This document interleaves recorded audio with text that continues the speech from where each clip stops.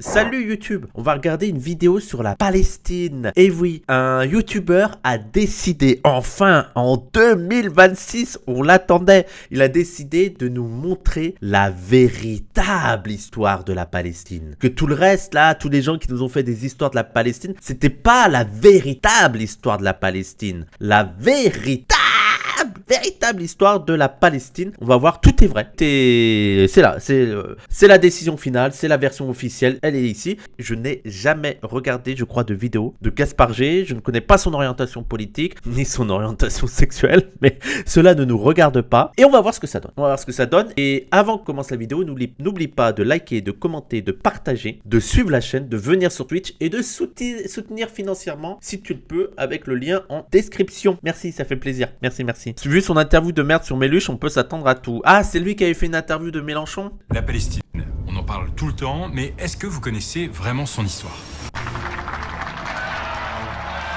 Une triste réalité. Ah, d'ailleurs, parenthèse, si vous voulez comprendre la colonisation de la Palestine d'un point de vue matérialiste, comprendre ce qui s'est passé le 7 octobre et après, mais aussi avant, comprendre comment les accords d'Oslo, c'était la plus grosse douille du monde, comprendre pourquoi les États occidentaux soutiennent Israël et soutiennent le génocide en Palestine, et comprendre la place de la Palestine dans le capitalisme mondial, il faut absolument lire ce livre. La Palestine au cœur du capitalisme mondial, de Anish, Knox et Ziada aux éditions Amsterdam. C'est un petit essai, les gens. Il fait quoi, 130 pages, 150 pages, tout petit, 150 pages. Il se lit facilement, rapidement, et vous comprendrez tout. Et c'est vraiment une analyse qui est pas seulement morale en mode oh, Israël commet des meurtres et tout. Ça montre en fait pourquoi c'est important la Palestine pour des puissances occidentales, sur la question du pétrole, sur la question des marchandises, sur la question aussi de la question raciste. Voilà, c'est vraiment très bien, et surtout ça dézingue toute la question des accords d'Oslo en montrant que les accords d'Oslo, contrairement à ce que nous dit le discours dominant comme quoi ce serait la paix, etc., c'était une grosse douille, une énorme douille posée contre la Palestine, et que en fait, et aussi de rappeler que la domination de la Palestine, c'est pas seulement une domination violente par les armes, par la force, c'est aussi une domination économique, et qu'en fait Oslo a permis de mettre la Palestine et les Palestiniens à genoux, a permis de diviser la Palestine en plusieurs petits groupes, a permis de criminaliser le soutien de la Palestine en mode ah bah attendez, il y a les accords d'Oslo, c'est bon. Donc vraiment, allez le lire, il est très bien, et il est très sévère à juste titre, notamment contre l'autorité palestinienne qui sert maintenant de bras armé à Israël et tout. Donc allez le lire, il est excellent. Excellent, c'est une petite pépite. Allez le lire et revenez me voir et on verra si vous n'avez pas aimé. Vraiment excellent. Pourras-tu faire un petit best-of des livres que tu as lus récemment? Oui, j'ai décidé que tous les 4 mois je fais. Donc là, fin avril, vous aurez mes lectures depuis janvier. Donc fin avril, voilà, tous les trimestres, je vais faire un petit truc de lecture. 45 600 morts à Gaza. Je déclare que la France reconnaît aujourd'hui l'État de Palestine. עכשיו כל זה רק מבוא, רק ספתח.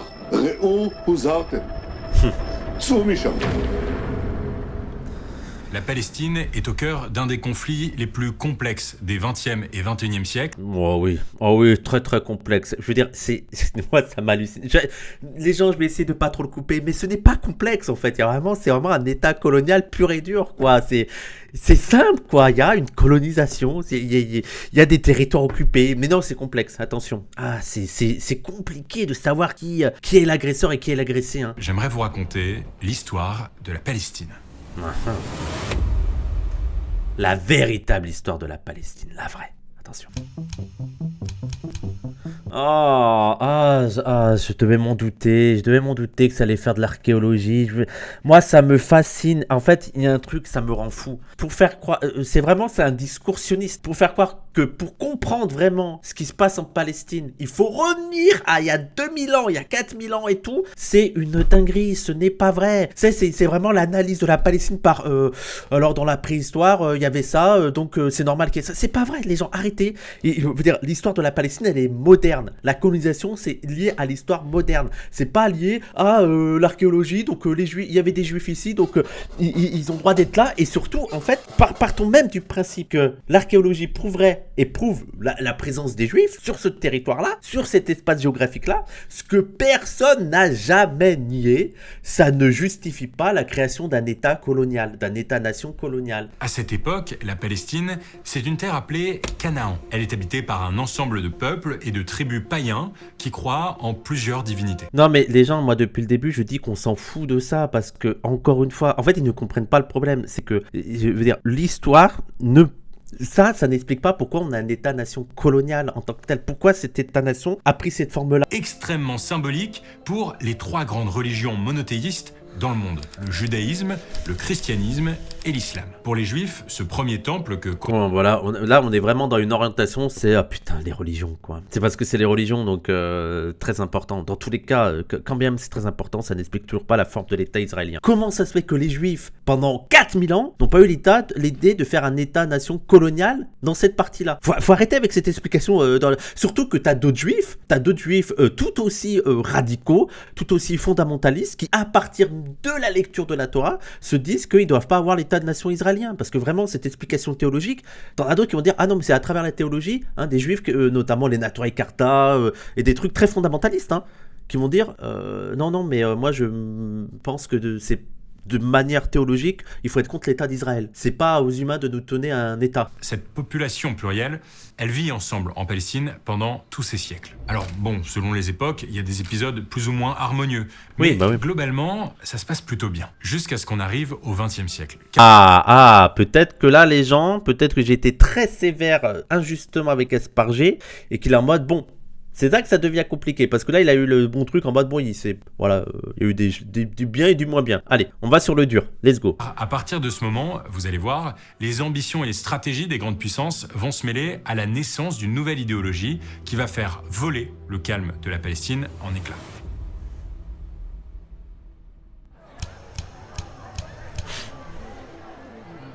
On est désormais en 1896, à Vienne, en Autriche. Et un certain Theodor Herzl, un journaliste austro-hongrois, publie L'État des Juifs. Ce livre, il va tout changer pour la Palestine, car c'est le texte fondateur du sionisme.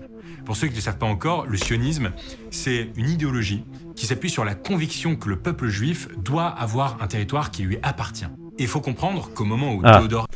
Parce que je me suis dit, il va quand même pas oublier d'expliquer pourquoi l'idéologie sioniste est apparue, quoi. Qu'est-ce qui fait que c'est en Europe, à cette époque-là, que l'idée sioniste apparaît. Mais il va le faire là. Herzl publie ce livre à la fin du 19e siècle. On est dans un contexte particulièrement hostile aux Juifs en Europe. L'antisémitisme, donc la haine des Juifs, se répand. Les Juifs sont considérés par une partie de la population comme, je cite, une race indésirable et sont pris pour cible dans des attaques souvent meurtrières. Parce que c'est ça qui est dingue, quoi. Il n'y a jamais une réflexion et c'est pour ça qu'on n'arrête pas de dire que le projet sioniste est profondément européen. C'est pas... Donc il y a déjà l'idée de l'antisémitisme qui a amené à ça, qui a amené les Juifs à se dire il faut un territoire en sécurité. C'est pas anodin que ce soit né dans ce contexte-là, dans cette période-là, mais en plus, c'est pas seulement que c'est européen dans le sens où il y a eu l'antisémitisme et donc les Juifs d'Europe se sont dit il faut un territoire pour se sentir en sécurité, et encore là il faut se dire où se situerait ce territoire, mais aussi la forme que va prendre l'État-nation. C'est important de noter que Theodor Herzl, il était profondément européen jusqu'au racisme qu'il avait. Et c'est là où c'est aussi complexe de... En fait, il faut arrêter avec cette dualité que si tu es victime de racisme, tu ne peux pas avoir tu ne peux pas exprimer du racisme. Theodor Herzl, il est européen jusqu'à sa vision des Arabes, mais aussi des Juifs dans le monde arabe. Theodor Herzl, c'était vraiment l'idée de nous les Juifs européens, on va civiliser les Juifs, non seulement les Arabes, ou alors en les virant, mais aussi les Juifs arabes. Et allez lire notamment comment elle s'appelle, El Ashwat, et l'image qu'avaient les Juifs européens des Juifs arabes, c'est des barbares. C'est des barbares qui n'ont pas la civilisation, ils ont trop, et d'ailleurs ils sont barbares aussi parce qu'ils ont trop fréquenté les Arabes. Il faut savoir que beaucoup de Juifs parlaient arabe dans le territoire. C'est-à-dire les Juifs qui en Palestine disaient Inch'Allah, Dieu veut dire si Dieu veut, c'était courant. Donc vraiment, c'est pas seulement qu'ils ont vécu l'antisémitisme, c'est qu'ils ont aussi intégré tout le paradigme européen, avec l'idée de on va là-bas, et Israël est vu comme par Theodor Herzl lui-même, comme une pointe avancée de la civilisation chez les barbares. Mais je pense qu'on va voir s'il le dit ça, mais au moins il rappelle le contexte de l'antisémitisme qui a fait naître le sionisme. Au-delà, un sentiment nationaliste s'empare de toute l'Europe. Et donc, ce Theodor Herzl, il se dit deux choses. Déjà, les Juifs forment un peuple. Et Ça aussi, grande question. Je veux dire, est-ce que les Juifs forment un peuple ? Gros débat de qu'est-ce que c'est être Juif et tout. Mais moi, il y a toujours le truc, oui, bon... Il y a des points communs, mais est-ce que les musulmans forment un peuple ? Je ne crois pas. Il y a trop de différences. Il y a bien sûr des points communs qui nous unissent dans certains contextes, quand il y a le pèlerinage et tout, mais est-ce qu'on est un peuple uni ? Non, je crois pas. Et quand tu vois... l'exemple de ça, c'est que les juifs arabes, avec l'arrivée du sionisme, ont subi du racisme de ouf. Ils étaient considérés comme des arabes. Et il y a des différences profondes. Je veux dire, prenons le 19e siècle. Un juif irakien, quel était le point commun entre un juif irakien et un juif polonais ? Je pense qu'un juif irakien ressemblait davantage au musulman irakien qui était son co-religionnaire, son concitoyen, il n'y avait pas vraiment de citoyenneté, mais on va dire concitoyen, qu'un juif polonais. Il faut arrêter ce délire-là, là. Genre, on forme un peuple. Mais bref. À son voisin, oui. deux, s'ils veulent vivre en sécurité, ils doivent... Attendez, je lis un peu le truc. Avoir un État indépendant. Pour donner vie à sa pensée, Theodor Herzl organise le premier congrès sioniste à Bâle, en Suisse, en août 1897. Près de 250 délégués juifs venus du monde entier se réunissent pour discuter de comment organiser l'idéologie sioniste. C'est là que naît l'Organisation sioniste mondiale. Alors là, il y a peut-être un point, je ne sais pas s'il va l'aborder, mais je ne crois pas parce que peut-être qu'ils ne connaissent pas assez le sujet, mais le problème dans sa présentation de la chose, c'est qu'il donne l'impression que tous les juifs européens étaient dans cette idée qu'il faut un État-nation pour protéger les juifs. Il aurait fallu quand même ajouter, après dans une vidéo tu peux pas être exhaustif, mais pour moi c'est un point très important de dire que tous les juifs d'Europe à cette période-là n'étaient pas d'accord avec l'idée d'aller former un État-nation ailleurs, et surtout hors d'Europe, tu vois. Il y avait des juifs qui voulaient défendre leur citoyenneté au sein de l'Europe, combattre l'antisémitisme au sein de l'Europe. On parlait du Bund, c'est l'exemple le plus connu, mais que ce n'était pas l'idée majoritaire de tous les juifs européens, le sionisme. Pour moi, ça aurait été très important, peut-être qu'il va le faire, mais c'est très important à souligner, parce que là, on donne l'impression que tous les juifs étaient d'accord à cette période-là qu'il fallait être sioniste. Bon, là, vous vous dites peut-être, ok mec, mais c'est quoi le rapport avec la Palestine ? Bon, faut être con. Il faut être vraiment... faut rien connaître à Palestine. Si là, tu as la question de... C'est quoi le rapport entre la Palestine et le sionisme ? Eh bien, à l'issue de ce congrès, les participants adoptent le programme de Bâle qui dit notamment ça. Le sionisme vise à créer pour le peuple juif un foyer public et sécurisé par la loi en Palestine. Et sans surprise, à partir de là, les choses vont se compliquer. D'ailleurs, le maire de Jérusalem de l'époque, un certain Youssouf Dia al-Khalidi, sent les choses monter. Voilà ce qu'il écrit à Theodor Herzl en 1899. L'idée en elle-même n'est que toute naturelle, belle et juste. Qui peut contester les droits des Juifs sur la Palestine ? Malheureusement, les destinées des nations ne sont point gouvernées seulement par ces conceptions abstraites, si pures, si nobles qu'elles puissent être. Or, la réalité est que la Palestine fait maintenant partie intégrale de l'Empire ottoman. Et ce qui est plus grave, elle est habitée par d'autres que des Israélites. Ce maire de Jérusalem, il pointe du doigt... Et encore une fois, je veux dire, la question se pose, je veux dire... On aurait pu imaginer l'arrivée de Juifs sur le territoire de la Palestine, toujours sous domination ottomane ou sur une Palestine indépendante, et qui cohabitent avec les autres Palestiniens. Moi, je pense que la terre est assez grande pour accueillir tout le monde, mais comment ça se fait qu'il a fallu virer les Palestiniens pour mettre... C'est ça, en fait, le vrai souci, parce que faut rappeler la base. Le vrai souci, c'est qu'il y a des Européens qui sont arrivés, ils ont viré les gens qui étaient là, et ils sont habités à leur place, et même maintenant ils veulent qu'ils partent. Ils ont pris toutes les richesses, toutes les ressources, tout le travail et tout. Mais sinon, ça aurait pu se passer autrement. Je veux dire, on n'est pas anti-sioniste avec l'idée que les Juifs n'ont rien à faire ici. On est anti-sioniste avec l'idée qu'on est anticolonialiste. Le problème clé, le territoire où viennent s'installer les Juifs, il est déjà occupé par d'autres. Pour vous. Et il y a des Juifs notamment qui occupent ce territoire. Pour vous donner une idée, en Palestine, avant 1882, il y avait environ 400 000 musulmans, 43 000 chrétiens et seulement 15 000 juifs. Petit à petit, ces juifs immigrés sont assistés par l'Organisation sioniste mondiale qui achète des terres en Palestine. bon, qui achètent des terres en Palestine, c'est un peu plus compliqué, quoi. Il y a beaucoup de paysans qui se sont fait acheter leurs terres sans trop le savoir, sans trop le comprendre et tout. Mais bon, allez, partons du principe qu'ils achètent les terres en Palestine. Et négocie avec les puissances internationales pour obtenir un soutien politique à son projet. Sachant que là, là ce que j'aime pas trop, c'est qu'on donne l'impression que c'est les sionistes qui ont forcé, qu'en gros, ont réussi à convaincre les Européens de soutenir la création d'un État juif en Palestine.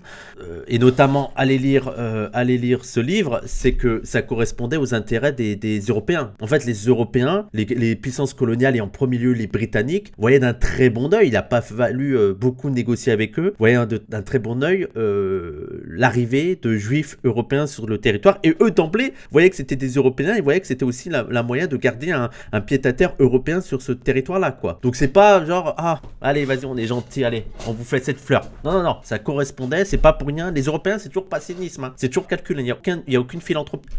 Donc, ils voyaient d'un bon oeil l'idée que, oui, allez-y, allez coloniser ces territoires, allez. Entre 1904 et 1914, une seconde vague d'immigration conduit à l'arrivée de 35 à 40 000 juifs. Alors, si en 1880, les juifs représentaient moins de 5% de la population en Palestine, en 1914, ils en représentent désormais 8%. Le paysage de ce territoire change progressivement sous les yeux des Palestiniens complètement impuissants. Et dans ce contexte de... Et encore une fois, le problème pour les Palestiniens, c'est pas tant qu'il y ait de plus en plus de juifs, rappelons la chose, c'est pas ça le problème, c'est qu'ils se font voler leurs terres. Petit à petit, les Palestiniens sont relégués au second rang, non plus de travail, non plus leurs terres, et surtout leurs terres, c'est ça la question principale, ils n'ont plus leurs terres. Tension naissante, un conflit va venir foutre un sacré bordel. En 1918, l'Empire ottoman, qui gère toujours la Palestine, sort perdant de la Première Guerre mondiale. Les vainqueurs se précipitent pour se partager les parts du gâteau et pour officialiser la répartition. Les gens, j'ai dans ma tête, mais c'est vrai, j'ai un truc que j'ai pensé en lisant ce livre-là, Guérir de l'Occident de Henrique Dussel, et c'est vrai qu'il y a un truc auquel j'avais pas vraiment pensé. Dans toute l'histoire de l'Europe, enfin dans l'histoire Moyen-Âge de l'Europe avec l'émergence de l'islam. Et c'est vrai qu'en fait, on a toujours l'idée que l'Europe a été au centre du monde, sauf qu'Henrique Dussel nous rappelle que non en fait. L'Europe, le problème de l'Europe qu'elle avait, surtout pendant la période médiévale, c'est que tout là, en fait, elle était bloquée par l'islam et qu'en fait le centre du monde, c'était les relations entre le monde musulman, l'Afrique et l'Asie, et que l'Europe avait un gros problème ici, c'est que là t'avais plein de musulmans. Ottoman sort perdant de la Première Guerre mondiale. Les vainqueurs se précipitent pour se partager les parts du gâteau. Pour officialiser la répartition des différents territoires, la Société des Nations, l'ancêtre des Nations Unies, met en place un système de mandats. En gros, la Société des Nations dit aux habitants de ces territoires « Vous n'êtes pas capable de vous gérer seul, donc on va vous aider à accéder à l'indépendance en vous mettant sous la tutelle d'une grande puissance. » On appelle ça un discours colonial. Voilà. Il a très bien expliqué la logique de la Société des Nations, mais il a oublié de préciser que c'était un discours colonial. Voilà. C'est un discours colonial. Et on rappelle que la Société des Nations, l'ancêtre de l'ONU, c'était composé en majorité d'empires coloniaux, avec une logique coloniale. Et c'est donc l'Empire britannique qui récupère le mandat de la Palestine en 1922. Sauf que, ils sont vite confrontés à un problème. Pendant la guerre, les Britanniques ont promis aux Arabes de reconnaître l'indépendance d'un royaume arabe en échange de leur soutien dans la lutte contre les Ottomans.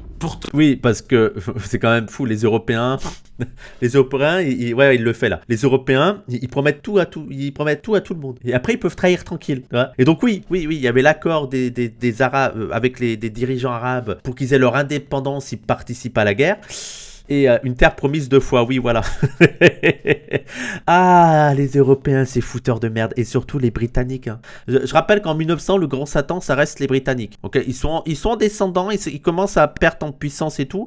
Mais en 1900, le grand Satan, c'est... Et d'ailleurs, peut-être que le grand Satan de l'époque moderne, ça c'est sûrement les Britanniques. Un an avant la fin de la guerre, le gouvernement britannique a adopté la déclaration de Sir Arthur James Balfour, le secrétaire d'État aux Affaires étrangères, qui dit ça.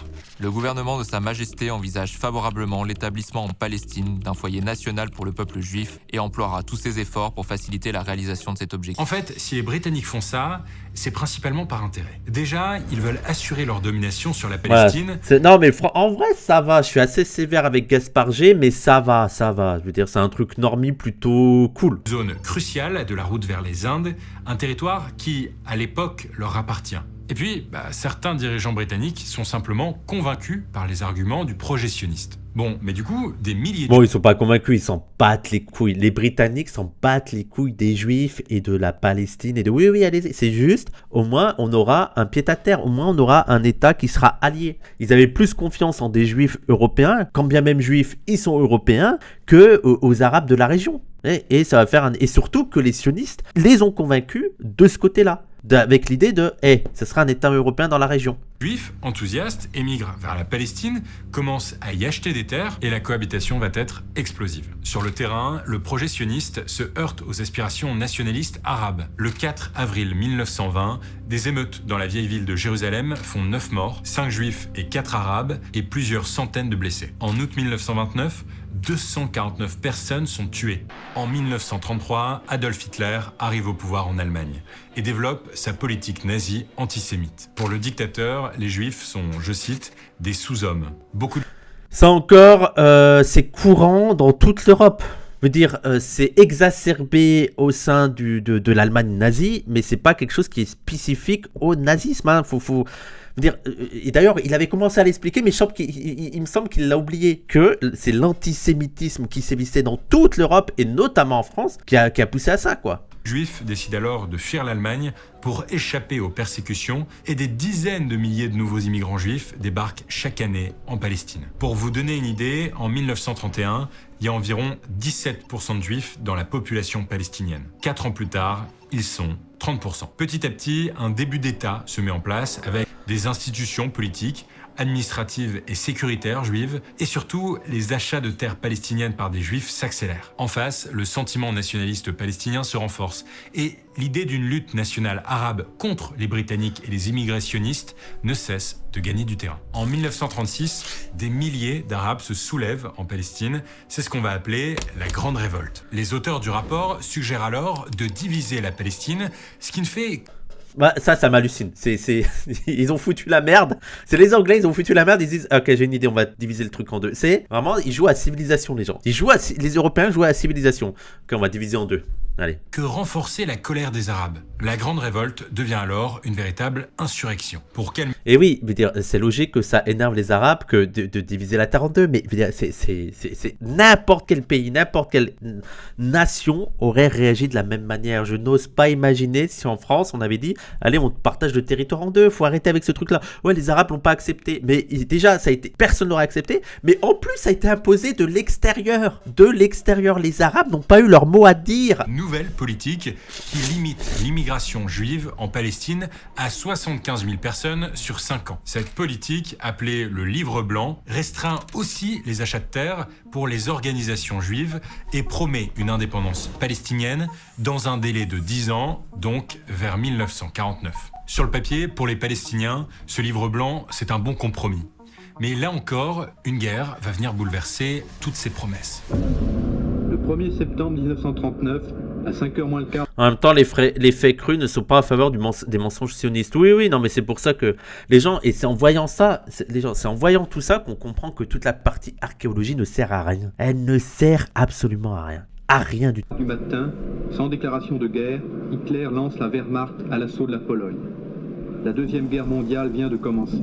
La Seconde Guerre mondiale change toute l'équation. 6 millions de Juifs sont victimes du génocide. Est-ce que sans la guerre mondiale, le projet colonial n'aurait pas continué Ça, je suis aussi pas convaincu. Je pense pas que ça n'aurait été aussi rapidement et aussi massivement. Mais le processus colonial était déjà en germe, était déjà bien engagé avant. Par contre, ça a accéléré et ça a accentué de fou. Ça a accentué de fou, il y a aucun doute dessus, et ça a donné une justification beaucoup plus forte pour les États européens pour soutenir le projet sioniste. Hein. D'ailleurs, ça c'est fou, quoi. Les États européens qui, après avoir exterminé les Juifs, se disent « Ah ben, faut qu'ils partent. Non, faut qu'ils aient leur État, qu'ils se partent. Non, c'est dangereux chez nous. » Vraiment, les États européens, c'est ça, quoi. Les Juifs, allez là-bas, c'est dangereux chez nous. Je sais pas, je vous promets rien. Je sais pas si je peux pas recommencer. Non, vous avez raison, pour votre sécurité, allez là-bas. C'est fou, non? C'est dingue. Non, allez-y. Non, je suis pas sûr de moi, en fait. Je vous promets rien. Perpétrée par l'Allemagne nazie, c'est ce qu'on appelle la Shoah. Les survivants, eux, n'ont souvent nulle part où aller. Beaucoup de Juifs veulent fuir l'Europe et se réfugient. Après, on oublie aussi qu'il y a beaucoup de Juifs qui se sont réfugiés aux États-Unis et tout. Hein. Il y avait aussi d'autres trajectoires possibles. Et enfin, encore une fois, c'est ça qui est important. Parce que, en fait, le discours de dire les Juifs ont dû fuir l'Europe, ce qui est vrai, ça n'explique pas pourquoi cette fuite a dû se matérialiser avec un État-nation colonial. On aurait pu imaginer, je sais pas, un État palestinien qui soit indépendant, autonome et qui accepte de recevoir énormément de Juifs, tu vois, ou qu'il y ait une cohabitation, ou qu'il y ait d'autres territoires qui puissent réceptionner les Juifs. Ça n'explique toujours pas l'aspect colonial de ce territoire. Je veux dire, l'Allemagne nazie n'explique pas pourquoi Israël est un État colonial. Elle explique pourquoi des Juifs ont dû fuir l'Europe, enfin ceux qui restaient, hein, parce qu'on rappelle le nombre de Juifs tués en Europe, mais ça n'explique pas pourquoi ça a pris la forme d'un État colonial. Pour expliquer la forme de l'État colonial, il ne faut pas se référer à l'Allemagne nazie, il faut se référer à l'Europe moderne. Voilà. Et se réfugient en Palestine. Les Britanniques sont dépassés. Moralement, ils peuvent pas renvoyer les survivants de la Shoah en Europe. Après... Oui, comme si les Britanniques, parce que je rappelle aussi quand même point très très important à souligner. Les États européens qui ont fait la guerre à l'Allemagne nazie, c'est pas pour combattre l'antisémitisme. Qu'on soit très clair dessus. Parce que là, on nous donne l'impression que, je sais pas, les Britanniques ou les Français ont fait la guerre à l'Allemagne nazie en raison de ce qu'ils ont fait aux Juifs. Ce n'est pas vrai. C'est faux. C'est juste, en plus, ça peut sauver des Juifs, mais bon, voilà. C'est surtout ils étaient attaqués eux-mêmes. Hein. La France était envahie, l'Angleterre était menacée par l'Allemagne nazie. Voilà. Faut aussi arrêter ce truc de... ils ont sauvé des Juifs. Oui, bon. C'est presque des sauvetages collatéraux. Il faut quand même se dire ça. Par exemple, les États-Unis qui ont intervenu, ils pratiquaient l'apartheid en même temps. C'était aussi un État raciste. Un État raciste qui a aussi beaucoup inspiré l'Allemagne nazie. L'horreur qu'ils ont vécue. Et en même temps, ils sont confrontés à la colère des Arabes qui voient toujours plus de Juifs débarquer en Palestine. En 1947, le secrétaire d'État aux Affaires étrangères du Royaume-Uni, Ernest Bevin, clarifie donc la position de son pays. Le gouvernement de Sa Majesté n'est pas disposé à continuer indéfiniment à gouverner lui-même la Palestine, simplement parce que les Arabes et les Juifs ne parviennent pas à s'entendre sur les modalités du partage du pouvoir entre eux. Non mais ça c'est une dinguerie ça. Ah putain, les gamins là, vous allez, on peut pas vous gérer en fait là. C'est eux qui ont foutu la merde. Ils ont foutu la merde. Ils sont en mode putain, ils arrivent pas à se gérer, c'est dingue. C'est dingue. Ah non mais on peut pas être leur père, faut qu'ils grandissent en fait, faut qu'ils grandissent. Donc très concrètement, les Britanniques se désengagent. Dans mon souvenir, dans les mémoires de Gaulle, ça parle pas beaucoup de l'antisémitisme. Non mais oui, c'était pas la motivation première. Et moi les gens, je suis presque, c'est peut-être un peu effrayant, hein, mais je suis presque prêt à parier que si l'Allemagne nazie n'avait pas eu l'idéologie expansionniste et qu'ils s'étaient contentés entre guillemets de persécuter les Juifs nationaux à l'intérieur de leurs frontières, il aurait fallu du temps avant que les pays européens se disent oula, faut pas faire ça. Même j'aurais eu peur que ça les inspire eux aussi. Hein. Après, le nazisme était intrinsèquement expansionniste. Voilà. C'est difficile d'imaginer un nazisme qui se serait contenté de ses frontières vu qu'il faisait partie intrinsèquement de l'idéologie nazie. Et décide de laisser la question palestinienne aux mains de l'ONU, l'Organisation des Nations Unies. Ouais, après avoir bien compliqué la situation, ils disent bon les gars, démerdez-vous, on n'a plus de solution. Le truc, c'est que cette... Non, franchement, les gens, franchement, ça va. Là, le Gaspard G, je suis en mode, ça va. Si tous les gens étaient un peu comme lui, ce serait quand même déjà pas mal. Il y aurait déjà pas mal de travail à faire. Il faudrait juste un peu radicaliser le discours. Mais en vrai, ça va, quoi. Pour des normies et tout, je suis agréablement surpris. Voilà, ça va. La question palestinienne, elle est déjà quasi insoluble. 2 peuples pour une terre, l'équation est minée d'avance et va déboucher sur une véritable guerre régionale. Une nouvelle fois, le destin de la Palestine s'écrit en dehors de ses frontières. Le 29 novembre 1947, l'ONU décide du partage de la Palestine entre les Arabes et les Juifs. Petit détail que les gens oublient de préciser, parce qu'on nous dit « Ouais, c'est l'ONU qui a décidé de ça ». Faut rappeler qu'il y a encore des empires coloniaux. Voilà, il n'y avait pas beaucoup de pays dedans. Bah oui, c'est encore... Et les Arabes n'ont pas le droit à la parole, hein, quasiment. Hein. Voilà, ils sont encore sous domination coloniale. Concrètement, l'ONU propose à son assemblée... Voilà, ça il aurait fallu le dire, Kasparji, quelle était l'ONU de l'époque, parce que tu as l'impression que c'est l'ONU d'aujourd'hui. Et rappeler aussi que le fonctionnement de l'ONU est pas très démocratique, hein, je veux dire, le conseil permanent et tout, bref. Il y a des grandes critiques à faire à l'ONU et surtout à l'ONU de l'époque. Général. Parce que là, on donne l'impression que c'était neutre parce que c'était l'ONU. Et l'ONU, c'est une institution quand même. C'est pas n'importe quoi. C'est l'ONU. Un plan qui divise le territoire palestinien en 3 zones. Un État juif, un État arabe et la ville de... C'est n'importe quoi. On est d'accord. Jérusalem qui a... Qui voit ça, il se dit tout va bien se passer, je vois pas le problème. Je pense qu'il n'y a même pas besoin d'aller dans des discours idéologiques. Tu montes la carte de 48 et tu dis ok. Non, d'accord, ça marche. Non, je pense que là, on est parti pour des années de paix en fait. Et sachant aussi, aller voir le nettoyage ethnique de la Palestine, aller lire le livre de Ilan Pappé, nettoyage ethnique de la Palestine, c'est que, parce qu'il y a souvent le discours que les Juifs ont accepté le plan de paix et pas les Arabes. Ben oui. Déjà, oui, parce que c'est les Arabes qui sont perdants dans le deal, quoi. Ils ont perdu un État, ils sont divisés en 2, tu vois. Donc oui, déjà oui. C'est normal que les Arabes disent non et les Juifs disent oui. Et surtout, les Juifs disaient oui. Allez lire vraiment les nettoyages ethniques de la Palestine, puis c'est sourcé et tout, avec des sources sionistes. Les sionistes ont dit oui à ce plan de paix, en savant qu'ils allaient faire bonne figure, mais en savant aussi que les Arabes allaient refuser ce plan. Parce que pour eux, c'était inconcevable que les Arabes acceptent. Ils savaient très bien que les Arabes étaient perdants là-dedans, que c'était pas logique. Et donc, ils savaient très bien que les Arabes allaient refuser ce plan de paix, ce plan de partage, et que donc ils allaient rentrer en guerre. Et donc, les Juifs faisaient, disons les sionistes disaient oui à ce plan de paix, à ce plan de partage, tout en sachant qu'ils allaient rentrer en guerre. Et ça rentrait dans leur logique que eux, ils voulaient déjà plus. Ils voulaient déjà plus et surtout, ils voulaient virer les Palestiniens qui restaient encore dans leur État, dans leurs frontières. A un statut international à part. Mais cette proposition va rapidement voler en éclats. En sachant. Corrigez-moi quand je fais des fautes parce que parfois, très souvent, je me rends pas compte quand je parle, donc n'hésitez pas en sachant. Merci Benji. Pour les Arabes, le partage des territoires... En savant, j'ai dit en savant, c'est horrible. J'ai vraiment dit en savant que... Waouh. Et complètement injuste. Faut dire que environ 55% de la Palestine reviendrait alors aux Juifs, alors qu'ils ne représentent à l'époque qu'un peu moins de 30% de la population.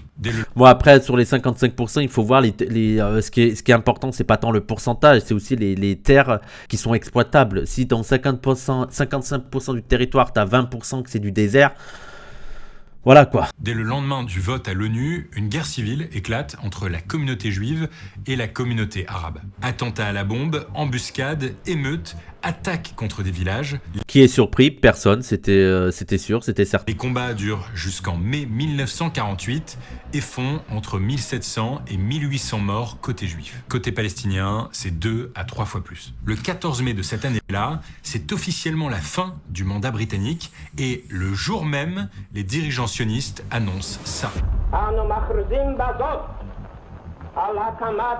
Donc la création d'un État juif en terre d'Israël, parce que je vois qu'il y a ma caméra qui masque un peu. Connu sous le nom d'État d'Israël. L'homme que vous venez d'entendre, c'est David Ben Gourion. Un bon sioniste, David Ben Gourion. Et après, ce qui est intéressant avec David Ben Gourion, c'est qu'il faut lire vraiment les sionistes, mais même les sionistes de maintenant, en vrai. C'est assez clair, en fait. Ils ne se cachent pas, quoi. Dans leurs idées, dans leurs discours et tout, c'est assez clair de, ça va dégager, on va créer l'Israël, je m'en fous des Arabes, quoi. Et il y a des places, je sais qu'il y a des plaques David Ben Gourion en France, alors que c'est un énorme sioniste. Et de gauche, de gauche israélienne. Voilà. C'est un homme politique sioniste qui va donc déclarer l'indépendance de ce nouveau pays sans en préciser les frontières. Et son annonce... Ça c'est fou d'ailleurs, que les frontières d'Israël ne soient pas très claires, ne soient pas fixées. Non, mais c'est pas un État colonial, hein. Non. Vous en doutez, elle passe très très mal dans le monde arabe. Alors, le 15 mai 1948, l'Égypte, la Transjordanie, l'Irak, la Syrie et le Liban entrent en guerre contre l'État d'Israël en soutien aux Palestiniens. C'est le début de la première guerre israélo-arabe. Une nouvelle fois, les spectacles pitoyables de la guerre se retrouvent sur cette terre qui fut pourtant le centre de la grande espérance des hommes. Non, mais le discours de... Ah, putain, ils sont pitoyables à faire la guerre là-bas, oh. Et le monde cherche en vain une solution raisonnable. Ah, putain, il y avait déjà ce discours. Ah là là, mais comment faire? On cherche une bonne solution. Ah là là. Il faut se dire qu'il y a une esplanade Ben Gourion à Paris. Oui, voilà, je pensais à ça. J'étais plus très sûr de l'info, Schnaps, mais merci, mais je pensais à ça. Nakba égale conflit. Oui, là, on parle de la Nakba, hein, les gens. On va parler de la Nakba, le nettoyage ethnique. Il y a eu le nettoyage ethnique de la Palestine. Palestinien.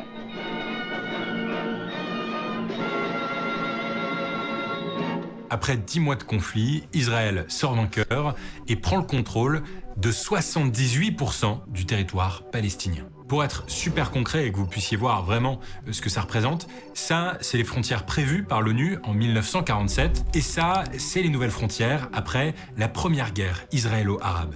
La guerre israélo-arabe, hein. La guerre israélo-arabe. Et bon, on appelle ça la Nakba, hein. Et j'espère qu'il va parler du nettoyage ethnique, du fait du déplacement de population historique. La Jordanie va s'occuper de la Cisjordanie et l'Égypte va gérer la bande de Gaza. Les populations arabes locales sont expulsées ou massacrées et des centaines de villages... Expulsées, ouais.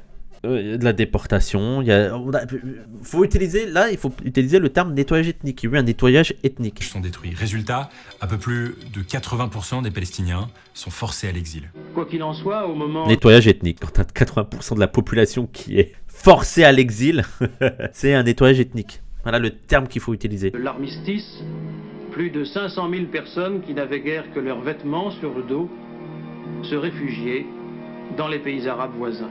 Bon, cet extrait, il date de 1967, mais aujourd'hui, les historiens estiment qu'en fait, ce sont plutôt 750 000 Palestiniens qui ont dû quitter leur terre en 1948. Cet épisode, c'est ce que les Arabes appellent la Nakba, qui veut dire catastrophe en arabe. Et moins de 20 ans plus tard... Et t'as beaucoup de Palestiniens que, en fait, t'as une vision de la Nakba, c'est ce moment-là, et en fait, t'as beaucoup de Palestiniens qui essayent d'expliquer que non, la Nakba, elle est perpétuelle, on est toujours dans la catastrophe. C'est pas seulement cette période-là qui est la Nakba, on est dans une Nakba continue. Là, c'est encore aujourd'hui, on le voit avec le génocide et tout, ça dure depuis 80 ans, quoi, la Nakba. Les frontières de l'État arabe voulues par l'ONU vont encore reculer. 5 juin à l'aube, les avions israéliens foncent sur les objectifs militaires d'Égypte, de Syrie et de Jordanie. Dans le même temps, à l'est du pays, les troupes du général Rabin mènent une vigoureuse offensive en direction du Jourdain. Bientôt, tout le territoire jordanien à l'ouest du fleuve et de la mer Morte sera entre leurs mains. En 1967, éclate la deuxième guerre. Et pour les gens, pour l'instant, j'avais peur de m'énerver, mais en vrai, ça va. Voilà, le Gaspard G, ça va. Israélo-arabe. Parce qu'il ne le dit pas explicitement. Hein, mais tu comprends que, bon, là, ceux qui ont fait la guerre et tout, c'est plutôt Israël, quoi. Qu'on surnomme aussi la guerre des 6 jours. En moins d'une semaine, Israël prend le contrôle de tous les territoires palestiniens et arrache le plateau du Golan à la Syrie et le Sinaï. Oui, il faut rappeler, c'est bien de le rappeler que c'est pas seulement la Palestine en tant que telle qui a été colonisée, qui a été attaquée, c'est aussi les pays aux alentours. À l'Égypte. En fait, si Israël gagne tous ses combats les uns après les autres, c'est parce que ses forces armées sont mieux préparées. L'armée israélienne est structurée, il y a un commandement centralisé, des moyens technologiques. Et ça vient d'où tout ça ? Gaspard, j'espère que tu vas nous le dire, d'où ça vient. Je pense qu'il va le dire, que d'où ça vient cet armement, cette préparation, cette formation, d'où ça vient. Plus avancé, dont beaucoup ont d'ailleurs été fournis par la France quelques années auparavant. De l'autre côté, franchement, les gens, franchement, ça va. Bon, il n'y a pas que la France, hein. Il y a les États-Unis, il y a même l'URSS hein, qui a aidé pendant un temps Israël et tout. Ça va, franchement, ça va. Bon, il a au moins précisé la France. Moi, je suis plutôt content. Et on rappelle que Israël a l'arme nucléaire, notamment, enfin surtout grâce à la France aussi. Sont moins expérimentés et ont des équipements plus anciens. Cette guerre, pour les Palestiniens, c'est un nouveau traumatisme qu'ils appellent la Naksa, la rechute en arabe. Près de 300 000 d'entre eux prennent à leur tour la route de l'exil, principalement vers la Jordanie. Quelques mois plus tard, on est désormais le 22 novembre 1967, l'Organisation des Nations Unies vote une résolution qui définit ces territoires comme occupés. Et dans le cas de la Palestine, on parle donc de la bande de Gaza et de la Cisjordanie dont fait partie Jérusalem-Est. L'ONU exige aussi... D'ailleurs, la question à se poser, et donc c'est un territoire occupé, hein, officiellement, selon l'ONU. Hein. C'est un territoire occupé. Mais on rappelle quand même que c'est Israël qui a le droit de se défendre. Et moi, je pose la question, est-ce qu'un État qui est occupé a le droit de se défendre ?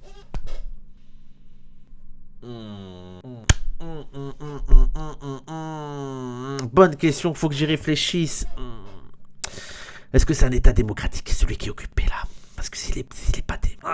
Bon, certes, Israël aussi, c'est l'extrême droite, mais... Je sais pas, faut... Selon le droit des populations occupées... Oui, selon le droit, c'est les populations occupées qui ont ce droit. Ah non, mais selon le droit international... Non, mais attendez, il faut quand même... Je rappelle un truc tout simple. Selon le droit international, la Palestine est occupée. Et selon le droit international, un territoire occupé a le droit de se défendre. Après, faites les liens que vous voulez. Je rappelle juste le droit international. L'occupé, normalement, a le droit de se défendre. Le retrait... Je ne parle pas de la Palestine. Je dis juste, selon le droit international, voilà. Troupes israéliennes. Bon, mais ça va pas empêcher des Juifs israéliens de s'implanter en Cisjordanie, à Gaza et autour de Jérusalem-Est. Ça fonctionne aussi avec la Kanaki, par exemple, pour la France. Bah oui. On me rappelle que la France est un État colonial, hein, les bases. Et d'y construire des colonies. Ces colonies sont protégées par l'armée israélienne qui impose des contrôles aux Palestiniens. Résultat, dans les années 70, la lutte palestinienne monte en puissance. À l'époque, elle est portée par l'OLP, l'Organisation de libération de la Palestine. Et en 1969, c'est un certain Yasser Arafat qui prend sa tête avec un objectif clair, mettre fin à l'occupation israélienne et créer un État palestinien. Ce qu'il a en tête, c'est un État laïque qui reprendrait les contours du mandat britannique, donc ce à quoi ça ressemblait avant le plan de partage de l'ONU, et la création d'Israël. Puisque...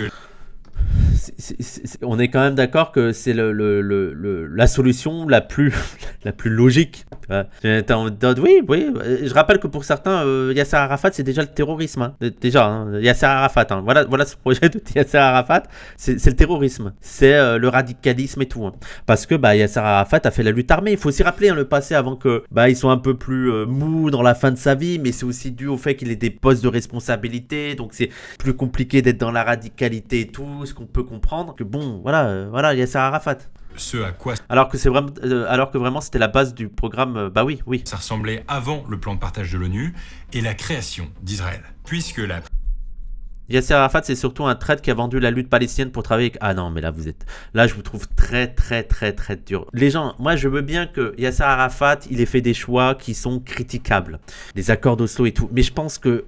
Sauf si t'es palestinien, moi, dans ma tête, sauf si t'es palestinien, c'est très difficile de traiter Yasser Arafat de traître. Je veux dire, il a quand même mené des luttes que tu n'as pas menées. Il a été dans des situations qui n'ont pas été les tiennes. Il a été responsable de... Il faut aussi comprendre que le truc de Yasser Arafat, c'est les contradictions dans lesquelles il était, la responsabilité qu'il a. Oui, c'est trop facile, veut dire, t'es responsable et tout, et t'as des vies en jeu, hein. T'as des vies en jeu, ça veut dire que ça fait des 70 ans que 60 ans que ta population, elle résiste, elle souffre, elle est dans la guerre, il y a des morts et tout, et tu te dis, ah putain, c'est moi qui dois décider de l'accord de paix, est-ce que vraiment je les emmène encore à la guerre, ils sont fatigués et tout, est-ce que je me dis que peut-être ce plan-là, ça peut participer à les premières pierres d'un État palestinien et donc de faire souffler un peu la population.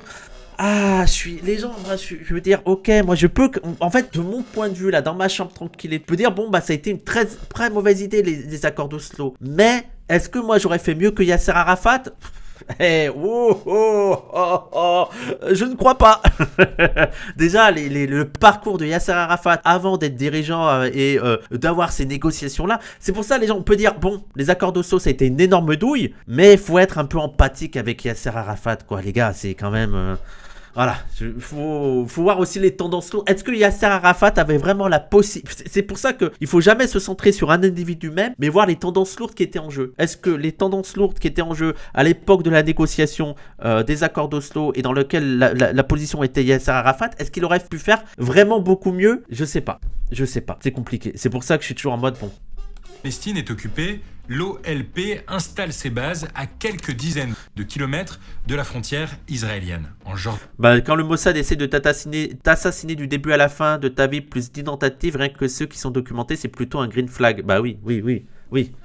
De là, elle organise des embuscades, des raids, des sabotages. otage. Israël rétorque et le roi jordanien Hussein commence à voir d'un mauvais œil ces combattants qui sapent son autorité et aggravent les tensions. Eh oui, mais oui, il y a ça aussi. Il y a ça aussi. C'est que les autres États arabes, les gens, l'OLP, vous êtes bien gentils là avec vos trucs. Mais bon, nous, on n'est pas non plus révolutionnaires. Hein. Faut savoir que la Jordanie, les États arabes, parce que la Palestine aussi, le grand malheur de la Palestine, l'un des grands malheurs, c'est que les États arabes de la région, mais c'est de la merde. C'est les bourgeoisies, hein, les bourgeoisies de ces États arabes. Alors, il y a eu l'époque de Nasser où c'était un peu plus, il y avait un peu plus le soutien et tout, mais après, ça a été une catastrophe. Ça a été des trahisons, sur trahison, sur trahison, sur trahison. En septembre 1970, l'armée jordanienne bombarde les camps de réfugiés. Parce que oui, hein, on rappelle, voilà, ils ont dû aussi affronter les pays arabes de la région, les Palestiniens. Non, mais les pauvres, les pauvres. Et les bâtiments qui abritent Arafat et ses hommes et les poussent à fuir. À la suite de ce septembre noir, comme on va l'appeler. Tu conseilles quoi comme d'autres livres classiques sur la Palestine ? Je sais pas trop, moi il y a, j'ai pas, quoi, tu veux un livre d'histoire sur ça? Moi il y a j'ai lu la nettoyage ethnique de la Palestine de Ilan Pappé, il y a la solution à un État. Va aux éditions, simple, Leïla, tu vas aux éditions La Fabrique et il y a plein de livres sur la Palestine. Voilà, petit conseil, pour commencer, tu vas, oui, et très bien, il résume bien aussi l'histoire, oui, bah c'est celui que je vous avais conseillé, il est là-haut là, c'est le violet, je pense que c'est lui. Mais va sur La Fabrique, ils ont plein de trucs sur la Palestine, voilà. Henri Laurence, c'est très bien, mais c'est très historien corps. Oui, parfois c'est comme ça, hein, Henri Laurence. Oui, c'est le décoloré. Et les pousse à fuir. À la suite de ce septembre noir, comme on va l'appeler, l'OLP s'installe au Liban. Mais les choses ne s'améliorent pas et le 6 octobre 1973, un nouveau coup de tonnerre déchire la région.